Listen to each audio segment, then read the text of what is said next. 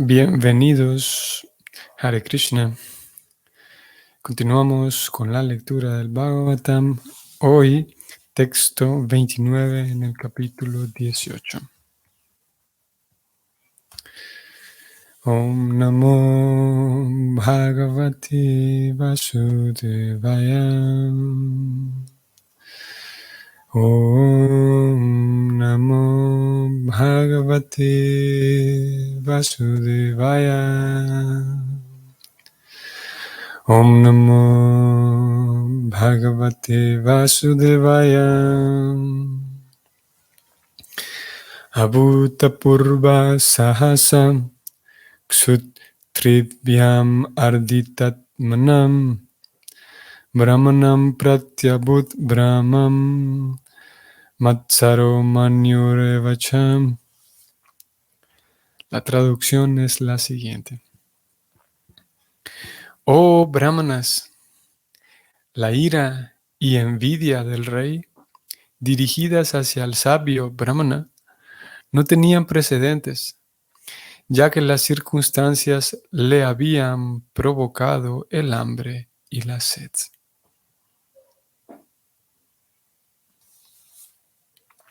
La ira y la envidia del rey. El significado es el siguiente. Para un rey como Maharaj Pariksit, enojarse y sentir envidia, especialmente de un sabio y brahmana, era sin duda algo sin precedentes. El rey sabía bien que los brahmanas, los sabios, los niños, las mujeres y los ancianos siempre se encuentran fuera de la jurisdicción del castigo. De igual modo, aunque el rey cometa un gran error, nunca se le debe considerar un delincuente. Pero en este caso, fue por la voluntad del Señor que Maharaj Pariksit se enojó con el sabio y se puso envidioso de él a causa de la sed y el hambre. El rey tenía razón en castigar a un súbdito por recibirlo fríamente o desdeñarlo, pero como el culpable era un sabio y un brahmana, ello no tenía precedentes. Así como el Señor jamás envidia a nadie, asimismo ocurre con el devoto del Señor. Lo único que justifica el comportamiento de Maharaj Pariksit era que lo había ordenado el Señor. Fin del significado. Ok, aquí vamos a encontrar un par de cosas, un par de detalles interesantes en este verso, y es claro y explícito el hecho de que el rey definitivamente estaba con ira y con envidia, como Prabhupada ha venido diciendo entonces, y aquí lo vuelve a señalar, que esto se debía, no había manera de justificar que el rey estuviera comportándose de esa manera, de esa forma. La única forma de resolver el asunto aquí es comprender que lo había ordenado Krishna desde el corazón, lo había inspirado desde el corazón de esa manera, ¿no? Para que actuara de esa manera. Y eso lo leímos ayer, cómo vemos entonces Krishna actuando, inspirando este comportamiento para que todo vaya a desembocar en que el rey escuche hablar el Srimad Bhagavatam. Había un porqué y definitivamente el rey salió beneficiado. Ayer o antier leímos de cómo Krishna como una manifestación diferente de su misma gracia hacia el devoto, en este caso hacia Pariksit, le hizo entrar en todo este enredo para finalmente acercarlo a Pariksit, acercarlo más a él, a Krishna. Dice Prabhupada, él escribe: así como el Señor jamás envidia a nadie, así mismo ocurre con el devoto del Señor. Jamás envidia En algún momento leímos y hablamos un poco acerca de la envidia, tal vez ustedes recuerden. Y la envidia como es, el concepto de la envidia como es usada en la Gita y asimismo Prabhupada, es algo similar a como el orgullo, y no solamente el orgullo, sino específicamente el ver a alguien más y considerar lo que no es algo importante. Esta persona, ¿quién se cree? Es, es como un cierto, incluye también como un cierto tipo de menosprecio, ese concepto de envidia que usa aquí, en este caso Prabhupada, y es el concepto que se usa también en la Gita. Krishna habla de que como los envidiosos, dice Krishna en la Gita, no consigue un buen resultado. Y déjenme ver un momento si podemos localizar un verso en la capítulo 16 tal vez de la Gita, donde 16-19, vamos a ver si no me falla la memoria, en donde, sí, 16-19, dice Krishna, a aquellos que son envidiosos y malvados, que son los hombres más bajos de todos, yo los lanzo perpetuamente al océano de la existencia material en varias especies de vida demoníaca. Palabras contundentes aquí de Krishna. Y vean, interesante que aparece la envidia también como una mala intención. Diferente, por ejemplo, en algunas ocasiones como se utiliza el término de la envidia o el concepto de la envidia como como el deseo ferviente de tener algo que otro tiene, ¿no? Yo veo que aquella persona tiene algo o es de cierta manera, tiene cierta cualidad, y yo envidio eso, ¿no? Como, así es como generalmente se usa como un cierto codicia tal vez, como observar algo en alguien más y anhelar eso también que ella tiene. En este caso, como digo, el simple deseo de anhelar lo que alguien más tiene no representa una carga, digamos, de mala intención. Simplemente un deseo grande, ferviente de anhelar lo que anhelo por algo que otra persona tiene. En este caso, para que la envidia, para que Krishna decida enviar a estas personas así con palabras fuertes, como está hablando aquí, y serias, para que él diga que yo rechazo a estas personas y los envío eternamente al mundo material, eso tiene que ir cargado de mala intención.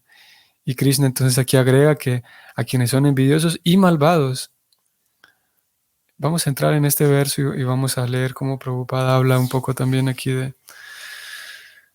de la... Voy a subrayarlo y dice Prabhupada lo siguiente en cuanto a los seres demoníacos. Aquí se dice muy claro que a ellos se los pone perpetuamente en los vientres demoníacos y de esa manera continúan siendo envidiosos y lo más bajo de la humanidad. Esas especies de vida demoníaca se consideran que son... Estoy buscando algo más. Creo que no era... Bueno, aquí sí, sin duda se habla de la envidia. Posiblemente el siguiente verso. No. Bueno, sí, este verso 19 sin duda es Krishna describiendo el destino de alguien envidioso. Pero estaba yo buscando un verso en el cual, en el significado, Prabhupada dice que la persona que envidia las escrituras, aquí está, gracias a Krishna, estaba aquí cerca, al ladito, 18. Bueno, es ¿cómo se llama? Una progresión de versos en donde Krishna habla de la naturaleza demoníaca en las personas. Un capítulo interesante y un tema interesante también, capítulo 16. Naturaleza, por un lado, la naturaleza divina, cualidades divinas y cualidades demoníacas. Naturalmente, unas cualidades elevan, iluminan y acercan a Dios y las otras lo contrario. Y aquí Krishna describe un poco a esa naturaleza. Y aquí donde eso es lo que estoy buscando. Vean, ustedes van a ver. Dice Prabhupada lo siguiente. está describiendo a las personas con envidia, ¿no? Y él dice, como esta persona envidia a las escrituras y a la suprema personalidad de Dios, expone falsos argumentos contra la existencia de Dios y niega la autoridad de las escrituras. Esta persona envidia tanto a las escrituras como a la existencia de la suprema personalidad de Dios. Ven qué interesante. Prabhupada dice aquí que uno puede llegar a envidiar a un libro, envidia a las escrituras. Y bajo el concepto de envidia, como generalmente lo comprendemos, que yo le puedo envidiar a un libro, podemos decir, que puedo anhelar de tener lo que un libro tiene. Pero si lo vemos, como digo, bajo esta otra perspectiva de desdeñar, como menospreciar, de considerar que eso no tiene gran valor. Esto que tengo enfrente, en este caso las escrituras, no tiene gran valor. ¿De qué sirven esos libros viejos que quién sabe quién los escribió? Esa es una actitud envidiosa. Y aparte, dice Prabhupada en esta sección misma, envidia tanto las escrituras como envidia la existencia de la suprema personalidad de Dios. Es diferente envidiar a Dios que, como aquí Prabhupada dice, envidiar la existencia de la suprema personalidad de Dios. O sea, menosprecian. ¿Qué es eso?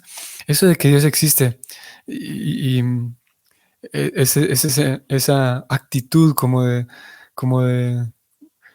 hay una cierta cantidad de orgullo ahí también, de orgullo así insano, ¿no? De superioridad, de que creerse que el concepto, la idea de que Dios existe es una tontería, ¿no? Esos libros son una tontería, ¿no? Sería una muestra de una actitud envidiosa, ¿no? Vamos a ir un poco más abajo. La persona, sigo leyendo, no sabe que la vida actual es una preparación para la siguiente vida. Ignorando esto, de hecho se envidia a sí misma, como también envidia a los demás. Entonces, ¿cómo uno se puede envidiar a sí mismo? Si hay un menosprecio por sí mismo, por la misma persona. Como no sabe que ella es un alma, entonces envidia, menosprecia el concepto del alma mismo. O sea, se está envidiando a sí misma. Cuando escucha que existe un ser espiritual, cuando escucha que existe un alma, que ella misma, la persona misma es un alma, pero ella misma como alma envidia y menosprecia y rechaza, pensando que es absurdo, rechaza el concepto del alma. O sea que se menosprecia a sí misma como alma, sin saber, sin tener conocimiento verdadero. La verdad es que toda esta descripción que Prabhupada hace, voy a seguir leyendo, si bien es verdad, esto es todo lo que Prabhupada dice de la envidia. Hay un poco más abajo también, pero voy a seguir leyendo. Esta persona entonces perpetra actos de violencia en otros cuerpos y en el suyo propio. A ella no le importa el control supremo de la personalidad de Dios porque carece de conocimiento. Como envidia a las escrituras y envidia a la suprema personalidad de Dios, expone falsos argumentos contra la existencia de Dios y niega la autoridad de las escrituras. Ella se cree independiente y poderosa en todas las acciones. Ella cree que como nadie puede igualarla en fuerza, poder o riqueza, puede actuar de cualquier manera y nadie puede detenerla. Si tiene un enemigo que pudiera impedir el progreso de las actividades de sus sentidos, hace planes para derribarlo con su propio poder. Bien, vinimos aquí a leer el asunto de cómo la persona puede envidiar a un libro, puede envidiarse a sí misma y así tener en mente que este es el concepto que se usa. Vamos a volver ahora al texto de hoy. Esa es la acepción que se usa para la envidia que estaba sintiendo el rey. ¿En qué verso estábamos? 29, creo. Sí. Ahora sí. El verso de hoy decía que la ira y la envidia del rey dirigidas hacia el sabio Brahmana no tenían precedentes. O sea, eso ahora podemos tener un vistazo diferente de qué es lo que estaba pasando por la mente y el corazón del rey, ¿no? Pensar, ¿y este sabio quién se cree? Menospreciándolo. ¿Quién se cree? Gran cosa se cree este sabio que no me ha recibido bien. Estaba ahí enojado y pensando todo esto del sabio. Y estamos en el capítulo 18 y ya hasta esas alturas hemos visto cómo cómo es la dinámica de los intercambios sociales en esta sociedad antigua, sociedad védica. Y si bien es verdad no nacimos ahí, estamos bastante distantes de, de esa sociedad védica, podemos únicamente apreciarla por estas descripciones que recibimos. Pero como digo, hasta este capítulo 18 habremos tenido ya suficientes escenas que hemos leído, suficientes intercambios que habremos apreciado y tendremos ya, sabremos que esta actitud del rey no calza, realmente está fuera de orden, es sin precedentes, como dice el mismo verso y como Prabhupada lo señala. Y Prabhupada, como ya dijimos, entonces alerta de que esto es algo inspirado por Dios. Ok, volviendo al punto por cual fuimos hasta allá a la Gita, es porque dice aquí Prabhupada, el Señor no envidia a nadie jamás. Tiene que ser así, ¿no? No puede ser que Dios menosprecie a alguien. Eso sucede, claro, con personas que tienen cargo y responsabilidades importantes y puestos importantes de liderazgo, puestos importantes de liderazgo. Puede ser que ellos menosprecien a sus, ¿cómo se llama? Subalternos, a sus colaboradores. Puede haber un jefe que sea así cruel y bruto en sus tratos porque se cree superior a los demás, pero no puede ser que eso suceda con Dios. Si a Dios le pasa eso, simplemente no es Dios. Tiene un problema gigante de autoestima. No puede, por la misma definición de Dios, no puede Dios menospreciar a sus menores, a nosotros, los almas. Por el contrario, por el mismo concepto de Dios, tiene que tener una salud emocional plena, ¿no? Si es amor pleno, si es misericordia plena, tiene que tener también una salud emocional plena. No tiene que estar arrastrando traumas de la niñez y ese tipo de cosas que a nosotros, como almas condicionadas, nos toca resolver. Nos toca resolver eso, asuntos, traumas y heridas, y en eso consiste la experiencia material para un alma condicionada con nosotros. Pero Dios no puede tener envidia de nadie, no puede estar jactándose de su posición de Dios y, como se dice así con palabras corrientes, eh, ¿cómo se llama? Restregándole en la cara a los demás que miren, yo soy Dios. No necesita hacer eso. Por lo tanto, no tiene envidia de nadie. Él a todos los ve como lo que somos, como sus queridos hijos. Y Prabhupada dice aquí, así mismo ocurre con el devoto del Señor. Es una buena medida esto. Una buena, que entra en la rúbrica para ver el comportamiento de los demás. Ya que en el contexto Vaishnava y en el marco Vaishnava siempre está la idea de los devotos mayores, por ejemplo. Por un lado, y claro, obviamente también para nosotros. A ver, digo lo de los devotos mayores porque nos sirve para determinar en qué medida un devoto mayor o una devota mayor es eso, una devota o un devoto mayor. Si hay esa actitud de envidiar a otros porque no tienen la misma experiencia que yo, porque no tienen el mismo recorrido que yo, ahí eso es una alarma, es una bandera ahí un tanto naranja, casi roja. Y yo mismo, en mi propio, eso por un lado nos sirve como observadores, observadores hacia un tercero, y observadores hacia mí mismo, un autoobservador, la autorrealización. Si yo veo que en mí mismo hay un disfrute por menospreciar a otros, hay un disfrute por verme a mí mismo más arriba que otros, ahí podemos orarle al Señor y pedirle que Krishna, permíteme que esto no crezca más en mi corazón. Permíteme que esto no me gusta esto, sé que no está bien. Puede ser que me agrade, así como si como algo dulce me agrada, pero sé que no me gusta, Krishna, sé que no me beneficia. Similarmente, si yo puedo observar en mí mismo, si yo estoy ansioso por avanzar en la vida devocional, y determinar, monitorear si esas ansias de avanzar son ansias por escalar peldaños para ponerme sobre otros, ahí estoy en un problema. O bueno, estoy encaminado en un problema. Si mis ansias de avanzar es porque, claro, cuando avanzo voy a tener más renombre, voy a tener superioridad sobre otros.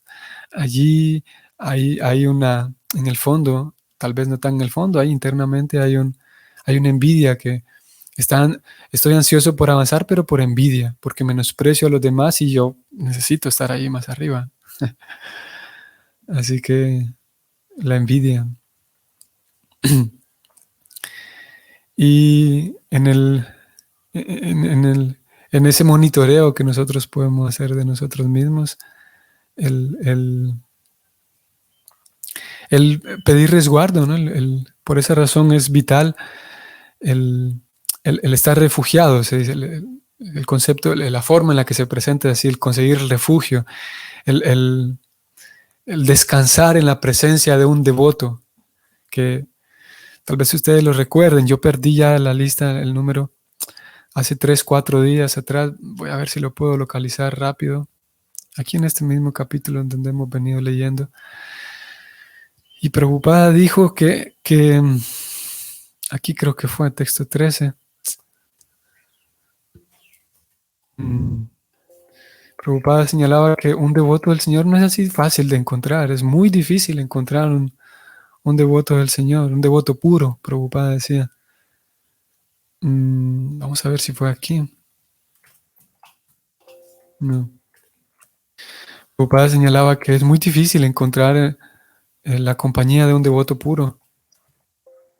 Justamente por eso, porque imagínense, si hablamos de Dios, que Dios está completamente libre de envidia, de menosprecio a los demás, y Prabhupada acaba de señalar que un devoto puro, como todo el tiempo está vinculado con Krishna, cercano a Krishna, ese devoto puro se libra de envidia también.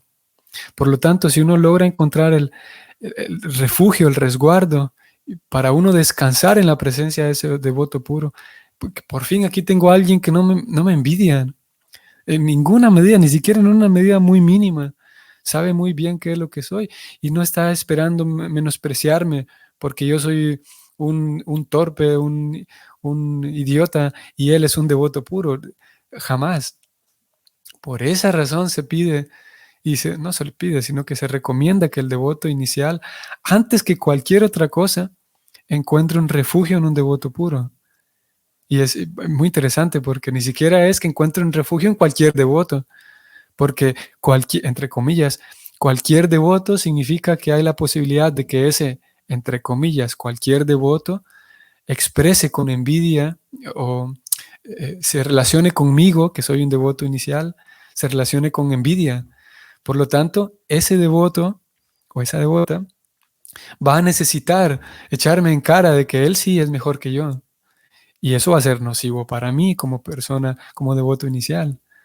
Curiosamente, las escrituras dicen que un devoto inicial se refugia en un devoto puro. Y estoy hablando aquí, estamos presentando cómo es el esquema ideal, que ese devoto puro me va a hacer descansar a mí. Idealmente me va a tratar como Krishna me trataría. Va a ver en mí lo que yo soy un alma espiritual, que no hay ninguna razón para discriminarme porque no tengo tal apellido, porque nací en tal lugar, porque no estudié tal cosa, porque no sé leer, porque soy hombre, porque soy mujer, etcétera, etcétera. Ese devoto puro verá en mí lo que yo soy un alma espiritual. ¿Dónde estábamos? Texto 29 aquí. Entonces, podemos preguntar si las escrituras recomiendan que nos refugiemos en un devoto puro.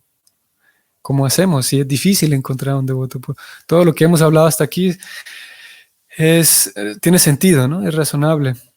Pero entonces, ¿cómo hacemos? ¿Cómo hago yo para descansar en la presencia de un devoto puro? Y esa es la gran pregunta. Esa es, hay dos puntos aquí por mencionar. Voy a intentar, que me cuesta, voy a intentar hacerlo breve. Por un lado tenemos la gran fortuna, nosotros, tercera generación después de Prabhupada, tenemos la gran fortuna de que muchos de los intercambios que Srila Prabhupada sostuvo con sus discípulos están documentados. Y el observar, incluso después de 50 años, 40 años que han transcurrido ya, observar cómo él conducía su vida con sus discípulos, nos hace descansar. Ustedes pueden notarlo y quienes no lo han hecho, nuevamente lo recomendamos, porque uno puede, y posiblemente no para todos funcione igual, pero les comparto, al menos para mí y muchos devotos que conozco, funciona así, nos hace descansar. Vemos a un devoto puro en acción. Vemos a un devoto puro, no como él hace todas las ceremonias, no como él sigue las reglas, sino más bien un devoto puro, cómo convive con las personas en general, cómo convive con sus discípulos, la cantidad de paciencia, la cantidad de humildad, la contundencia de sus palabras, la, la, la valentía en sus palabras. Estoy hablando de Prabhupada. La valentía de no tener miedo de que si alguien se va a enojar con lo que voy a decir, no, directo con lo que decía, pero al mismo tiempo completamente compasivo, paciente, tan gentil, tanta atención que le prestaba a los detalles, todo el tiempo agradecido con sus discípulos, a cada momento decía, muchas gracias por esto que hiciste, gracias por esto que hiciste para mí, gracias por el esfuerzo que estás poniendo, en fin, un devoto puro en su forma de actuar. Y uno puede descansar en la presencia, en esa presencia, y pedir inspiración también, hacer una ofrenda, una oración para este tipo de devotos, en el caso de Srila Prabhupada. Y por otro lado, apreciar a aquellos Vaishnavas que me rodean, aquellos Vaishnavas que están en mi entorno, que posiblemente no expresan una devoción así completamente inmaculada, pero que vale la pena apreciar sus esfuerzos, su dedicación, su entrega, su inteligencia, sus cualidades, las cualidades que tengan. Porque como dijimos hace unos días también, si yo espero simplemente a encontrarme un devoto puro de manual y no soy capaz de apreciar las buenas cualidades de aquellos que se están esforzando en mi entorno, ahí también hay un problema conmigo. Puedo esforzarme por apreciar el esfuerzo y siempre los hay, devotos, devotas, que están haciendo un esfuerzo dedicado, sincero, serio, a su forma, de acuerdo a cómo sus capacidades se los permiten. Algunos de ellos viven en los templos, son renunciantes, algunos viajan constantemente y los podemos ver un par de veces al año, algunos viven con sus familias. El apreciar el esfuerzo que las personas, los grandes esfuerzos que las personas hacen en nuestro entorno devocional.